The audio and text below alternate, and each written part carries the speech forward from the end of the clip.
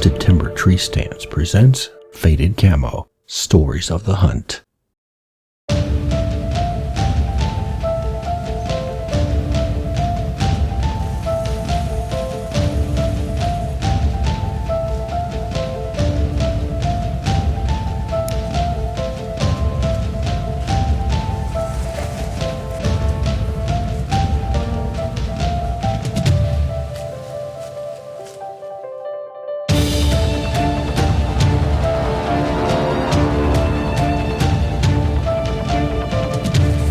Right.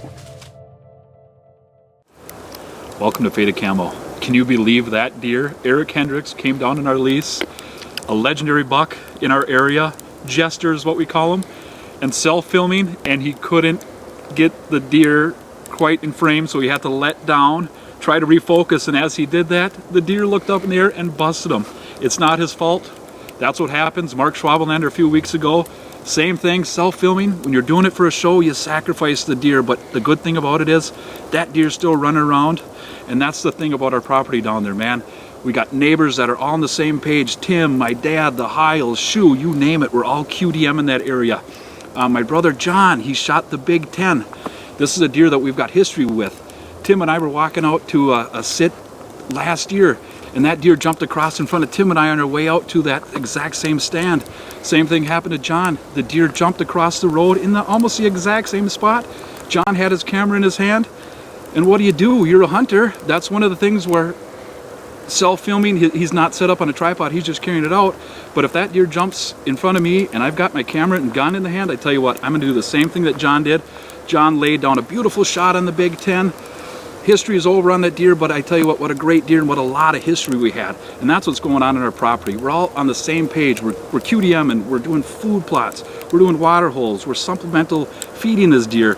We're taking care of our area. And I tell you what, in the past couple of years, we're finally starting to see the results. I shot a good one last year. My brother-in-law Shay shot a good one last year. My mom shot a good one last year. Tim shot a doe. Tim shot a good buck this year. My brother John shot a good buck this year. I shot a doe. The Hiles, man, they shot a couple of great deer. His soon-to-be daughter-in-law shot an awesome deer. So basically what I'm trying to say is the moral of the story, if you guys can just get it into your head to pass the younger deer, do the land management, I tell you what, everything will eventually come together, and once it does, you're gonna be so happy that you did all the management, because eventually it will pay off. So anyway, we're gonna jump into another segment here. Tim's gonna jump in and he's gonna answer a couple of questions. We get them all the time on Facebook, so we decided, hey, we're gonna answer the questions live right now. So if you got any other questions, make sure to send them in to us. If we don't answer them on camera, we definitely answer them on Facebook. So check this out.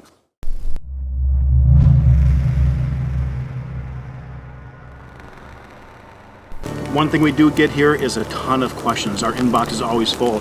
People want to know this, that. They've always got questions about how to improve their properties or different deer tactics and whatnot. And I want to take a minute and answer one of the questions that we get the most. A lot of guys are sending us messages asking us why they have so many weeds in their food plots. So everybody's got their own way to do things, but I'm going to break it down to you really simple.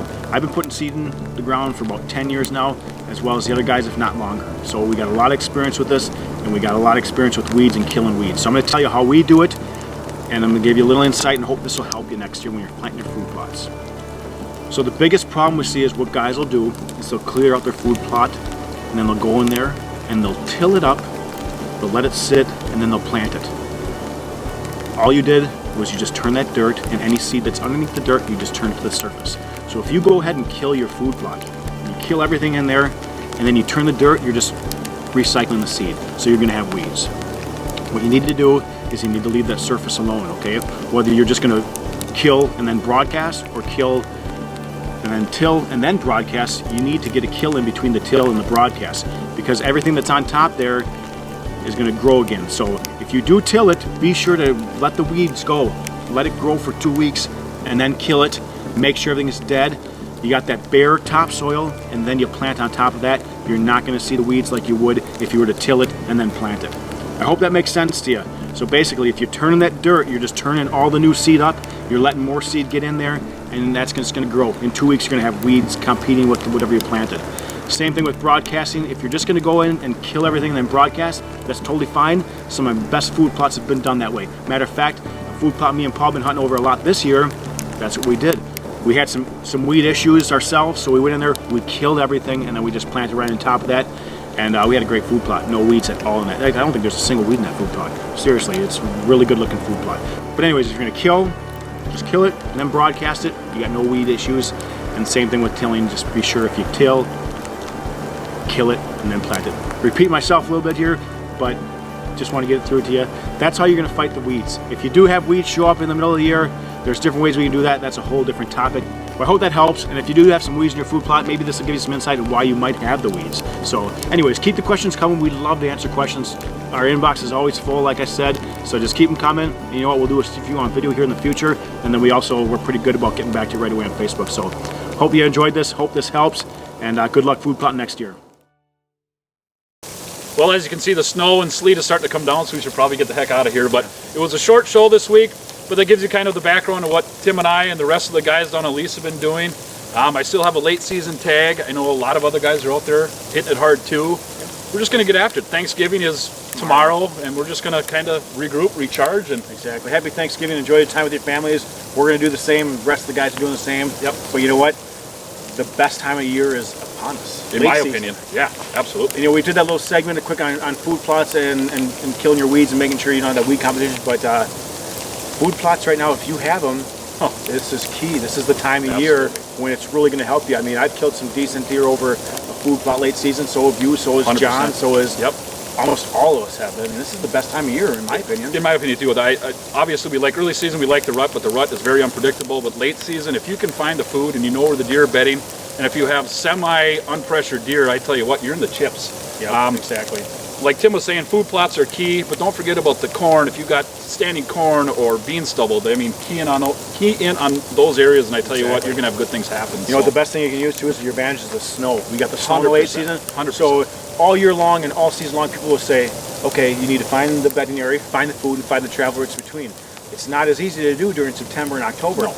Now in the winter, you got the snow, you can look at the deer paths, look at the trails, you'll know where they're bedding, know where they're moving. You can know what food source they're keying in on, so you know where, you know, you take 40 acres or an 80-acre piece of property, you know where those deer are going to be eaten because you can just look at the tracks and it tells you the story. So we've had some great hunts over food. Remember the one in last year, November 16th? Yes, I do. Those are freaking awesome ones, right? Well, like he was saying, you got 80 acre, you got 100 acres, whatever acreage, as long as you got food on it, you can really make that property smaller and key in on where the heck these deer are at.